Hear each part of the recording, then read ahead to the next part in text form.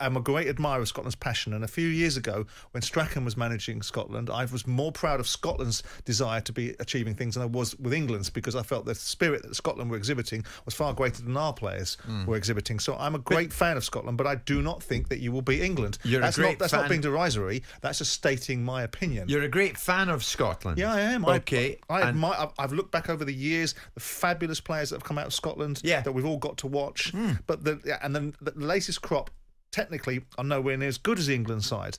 But if it's down to technicalities and technical ability, then England will beat them. If it's down to who wants it most, then we'll see, won't we? Because the Scots have got a really good spirit, and it's undeniable. I just don't think you'll beat England. You're backtracking now. I'm not. Do you know what? I noticed I'm really not. You fiddle a lot with your cufflink. I've watched this.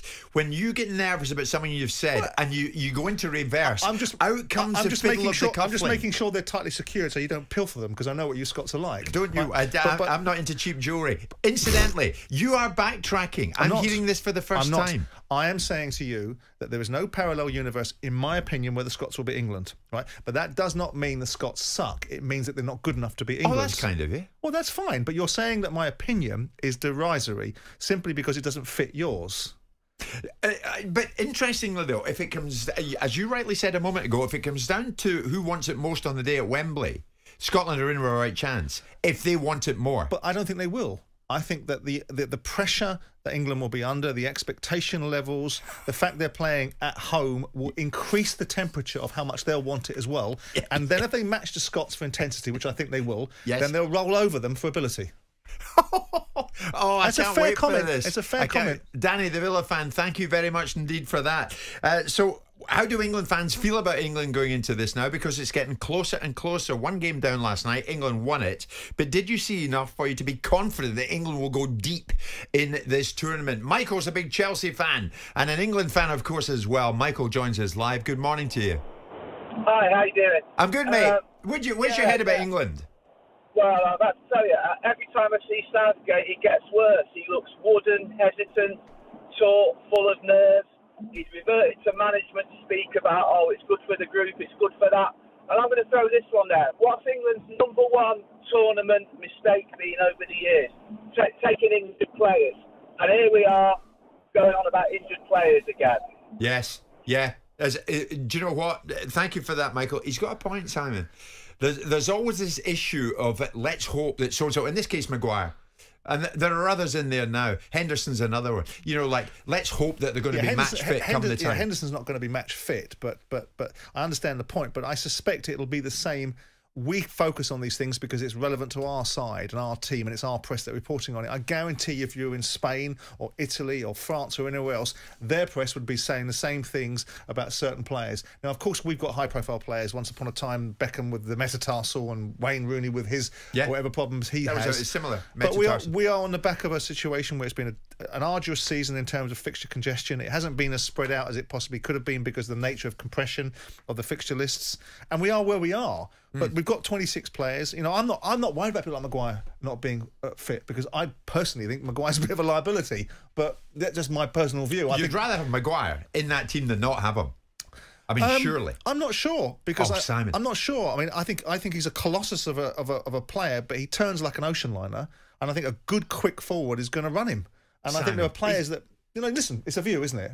It's a Manchester United finished second, and don't start all that rubbish. They finished second in a poor league. We're the only team that really they finished second in a poor league where Liverpool were asleep for 30% of the season. Chelsea were asleep for a proportion of it with new managers. Tottenham and Arsenal away with the fairies, right?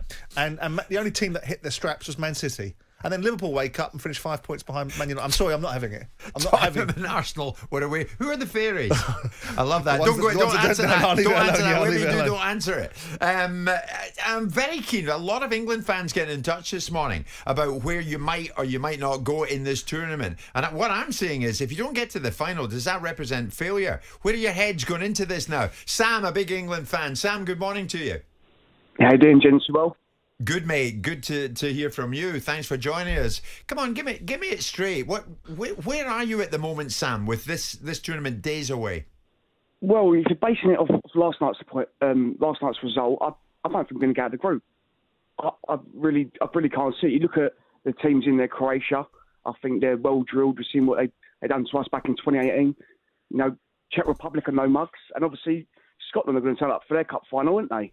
So, you know, you are really, and even if we do get through, if we top it, come second, I think don't we play the runners-up of the group of death? Is it Germany, France, Portugal? Are we better than them? We're scraping 1-0 against Austria. Come on, let's be realistic. We've got Southgate, who's really doing his best impression of being Pep Guardiola in his polo and linen suit. Yeah.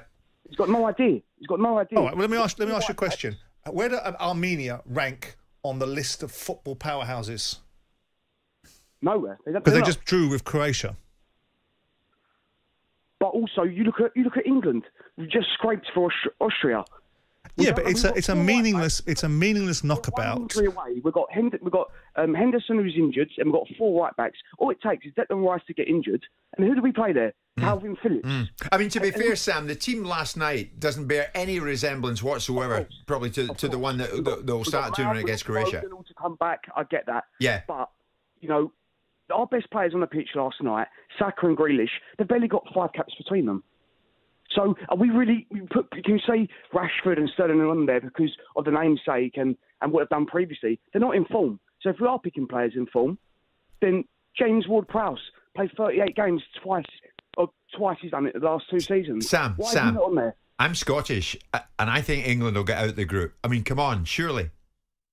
I hope you're right. But I think we're being how we're second favourites going into this tournament. I don't know.